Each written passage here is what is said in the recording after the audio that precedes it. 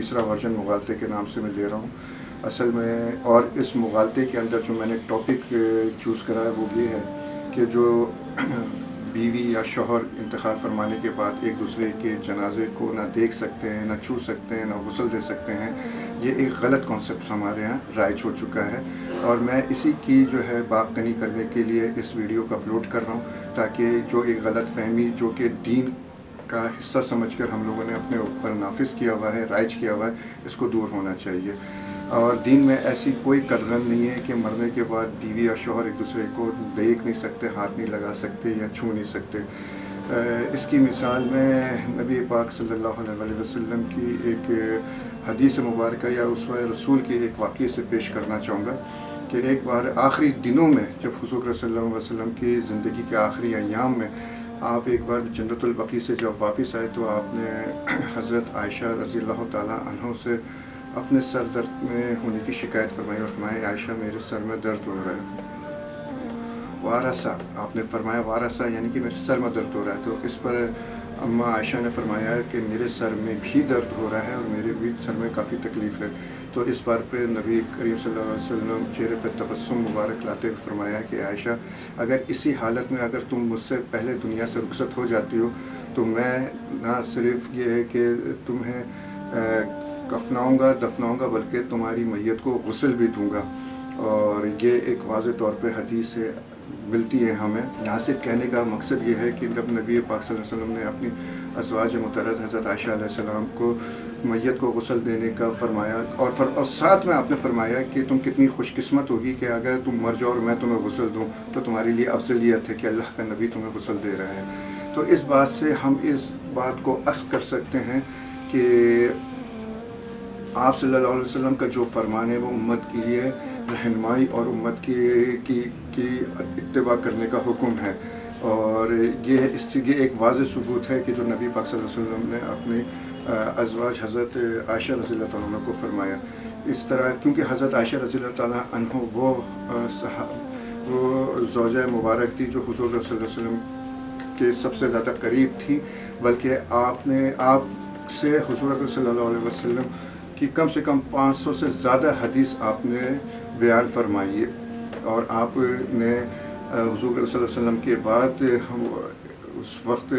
वहाँ की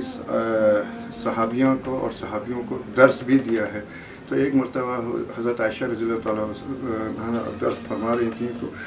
ख़वातीन से मुखातिब होते हुए आपने फरमाया, इसी हदीस का हवाला देते हुए फरमाया कि नबी पाक सल्लल्लाहु अलैहि वसल्लम ने जो ख्वाहिश ज़ाहिर करी थी तो उनकी एक ज़ौजा ने कहा कि आयशा तुमने ये बात हमें पहले क्यों नहीं बताई, तो हम हुज़ूर अकरम सल्लल्लाहु अलैहि वसल्लम की मैयत को हम अज़वाज मिलकर गुस्ल देते तो हमें इसका कितना रुतबा मिलता और नबी पाक सल्लल्लाहु अलैहि वसल्लम की ये ख्वाहिश भी पूरी होती। इस पर हज़रत आयशा रज़ी अल्लाह तआला अन्हा ने फरमाया कि मैं उस वक्त गम की शिद्दत से इतनी निढाल हो गई थी कि मुझे ये बात याद नहीं रही। ये वाज़ेह हदीस मिलती है जो नबी पाक सल्लल्लाहु अलैहि वसल्लम का फरमान हमारे लिए सबसे बड़ा एक तकलीद करने का और उसको इत्तिबा करने के लिए हमारे लिए इससे बढ़कर और क्या चीज़ हो सकती है। फिर इसके अलावा मैं एक और आपको हदीस बताता हूँ कि हज़रत अबू बकर सिद्दीक़ रज़ियल्लाहु ताला अन्हु का जब वक्त करीब आया तो आपने अपनी बीवी हज़रत अस्मा बिन्त अमस रज़ियल्लाहु ताला अन्हु को बुलाकर वसीयत फरमाई कि अस्मा अगर जब मैं मर जाऊँ तो मेरे मरने के बाद मेरे बदन को तुम गुस्ल देना। तो इस पर आपकी बीवी ने फरमाया, आपकी ज़ौजा ने फरमाया कि अबू बकर मैं अकेले के काम किस तरह सर अंजाम दे सकती हूँ। तो आपने फरमाया कि तुम अकेले ना करना बल्कि अपने बेटे हज़रत अब्दुल रहमान को अपने साथ जो है वो मुंसलिक कर लेना ताकि वो तुम्हारी मददगार साबित हो सके। ये दूसरी जगह ये जो हुजूर के बाद ये सहाबाओं ने आपके इंतकाल के बाद किया। इसके बाद तीसरी जो हमारे पास जो एक और है इसकी बात जो रिवायत हमारे आती है, हदीस आती है और ये हमारे लिए काफ़ी रहनुमाई के लिए काफ़ी है कि हज़रत फ़ातिमा ज़हरा रज़ी अल्लाह ताला अन्हु के इंतकाल का वक्त करीब आया तो आपने हज़रत अली करमल्लाहु वजह से इस ख्वाहिश का इजहार किया कि जब मैं मर जाऊं तो मेरी मैयत को आप अपने हाथों से गुस्ल दीजिएगा और साथ में हज़रत अस्मा बिन्त अमस को अपने साथ रख लीजिएगा ताकि आप आसानी के साथ गुस्ल दे सकें। तो ये एक वाज़ेह हमारे पास सबूत मौजूद है कि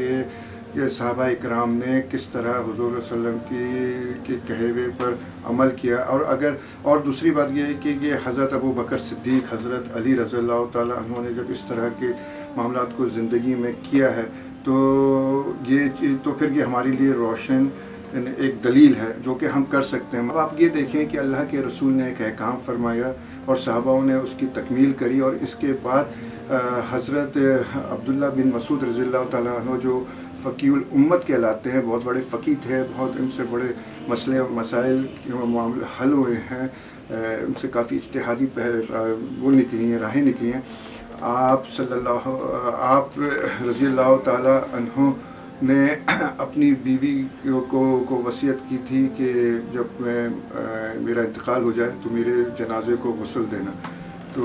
یہ بھی ایک چیز ہمارے سامنے آتی ہے۔ تو اس طرح کی متعدد جو ہے ہمارے سامنے مثالیں موجود ہیں۔ یہ